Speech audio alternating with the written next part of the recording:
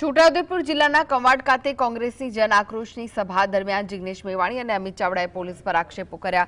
ધારાસભ્ય મેવાણીએ કહ્યું કે દારૂના અડ્ડાઓ હું આવ્યો હોવાથી પોલીસે 2-3 દિવસ માટે બંધ કરાવ્યા, પરંતુ જનતા સાથે મળી રેડ કરીને અડ્ડાઓનું લિસ્ટ તૈયાર કરીને જાહેર કરવામાં આવશે। મેવાણીએ કહ્યું કે આ ઉપરાંત નાયબ મુખ્યમંત્રી હર્ષ સંઘવીને 7મી વાર વિધાનસભાના પટ પર લાઈવ ડિબેટ કરવા પડકાર ફેંક્યો હતો।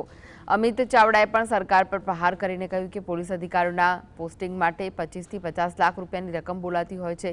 દર મહિને ગાંધીનગરમાં બેસેલા લોકો ટાર્ગેટ આપે છે, કયા પોલીસ સ્ટેશનમાં મહિને આટલી રકમ પહોંચાડવાની છે। આ ટાર્ગેટ પૂરો કરવા માટે કોન્સ્ટેબલ અડ્ડાઓ પર જઈને પૈસા ઉઘરાવે છે। બાજી વગર આટલો દારૂ મધ્યપ્રદેશમાંથી કઈ રીતે આવે છે? એના જિલ્લા પોલીસ વડાની પણ જવાબદારી બને છે અને આઈજીની પણ જવાબદારી બને છે।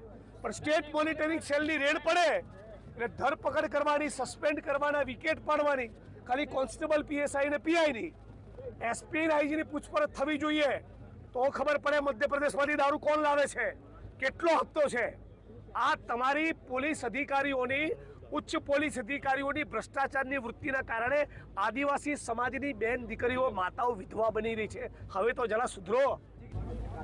જરૂર પડશે તો જનતા રેડ માટે પણ આવીશ, પણ અત્યારે જે લિસ્ટ અમારી સુધી પહોંચી રહ્યું છે એ લિસ્ટ આવતા એકાદ અઠવાડિયામાં અમે જાહેર કરવાના છે। ગુજરાતમાં અલગ અલગ વિસ્તારમાં ચાલતા બુટલેગરોના કારસ્તાન અમારા સુધી પહોંચ્યા છે।